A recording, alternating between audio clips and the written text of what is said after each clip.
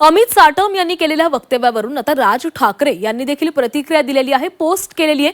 सुसंस्कृत राजकारणाची परंपरा धोक्यात आली आहे। साटमांच्या हसण्यावरून राज ठाकरेंनी टीका केलेली आहे। आमदार लोकांच्या मृत्यूवर फिदी हसतात, त्यांच्यावर कारवाईचा आसूड ओढला जात नाही।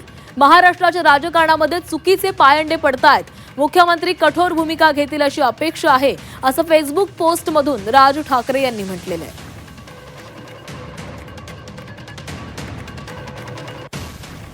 विधान भवन परिसरामध्ये अमित साटम आणि जयंत पाटील यांच्यामध्ये संवाद झालेला होता आणि या संवादादरम्यान त्यांनी झाडांमधील मुंबईतल्या झाड पडण्याच्या घटनासोबतच मॅनहोल दुर्घटना यावर बोलताना ते हसताना दिसले आणि यावरूनच अनेकांनी टीका केलेली आहे। राज ठाकरेंनी देखील फेसबुक पोस्ट करून आपल्या भावना मांडलेल्या आहेत।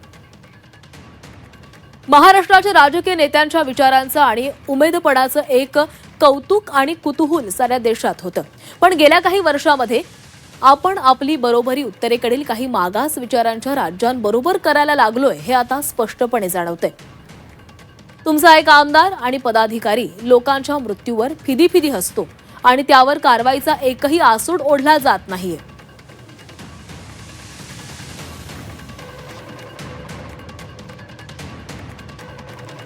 कुणाला कशाचाच खेद नाही, खंत नाही अशी परिस्थिती आहे आणि या सगळ्यात तुम्ही एकही अवाक्षर बोलत नाही, त्यामुळे सगळे बेफाम झाले।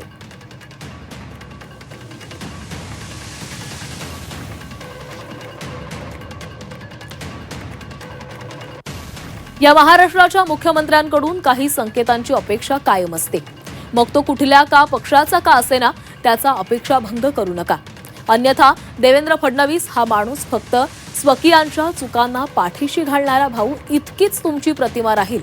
आणि यामध्ये सगळ्यात महत्त्वाचं म्हणजे महाराष्ट्राच्या राजकारणात चुकीचे पायंडे पडतील। तुम्ही सुज्ञ आहात, तुमच्याकडून अपेक्षा आहेत, असं राज ठाकरे यांनी आपल्या फेसबुक पोस्टमध्ये म्हटलेलं आहे। आणि या संदर्भामध्ये प्रतिक्रिया देण्यासाठी आपल्यासोबत भाजपचे नवनाथ बन जोडले गेले आहेत। नवनाथजी, तुम्ही पाहिलं असेल राज ठाकरे यांनी अमित साटम यांच्या या कृतीबद्दल एक पोस्ट केलेली आहे, कशा पद्धतीने तुम्ही या पोस्टकडे पाहताय? राज ठाकरे यांची प्रतिक्रिया मी वाचली। देवेंद्रजी फडणवीस अतिशय संवेदनशील राजकारणी आहेत। जसं देवेंद्रजी वागतायत तसंच बाकी इतर सर्व नेत्यांनी वागणं अपेक्षित असतं पक्षामध्ये, परंतु अमित साटम यांच्या देहबोलीबद्दल स्वतः अमित साटम यांनी खुलासा केलाय की त्यांच्या देहबोलीचा विपर्यास केलाय।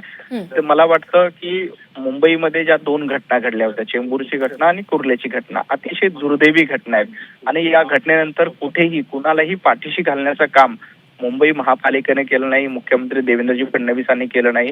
त्या अधिकाऱ्यांना निलंबित करून कंत्राटदारावर, मुंबईच्या इतिहासामध्ये पहिल्यांदा कंत्राटदारावर दोषी असल्याबद्दल गुन्हा दाखल झाला, चौकशी समिती दाखल केली, 4 अधिकारी आणि 3 अधिकारी असे 7 अधिकारी निलंबित केलेत। हे देवेंद्रजींच्या संवेदनशीलतेचंच प्रतीक आहे। अमित साटम यांच्या देहबोलीबद्दल स्वतः अमित साटम यांनी खुलासा केलेला आहे। जसं देवेंद्रजी वागतायत, महाराष्ट्राचे अतिशय संवेदनशील मुख्यमंत्री म्हणून गेल्या 10 वर्षात महाराष्ट्र त्यांना बघतोय, तसं वागणं सगळ्यांनीच अपेक्षित असतं। म्हणजे प्रत्येक कार्यकर्त्यांनी, आमदारांनी, नेत्यांनी तसं वागावं हे अपेक्षा असणं काहीही चूक नाही, परंतु मला वाटतं अमित साटम यांनी त्याबद्दल खुलासा केला असल्यामुळे हा विषय वाढवण्यात काही अर्थ नाही।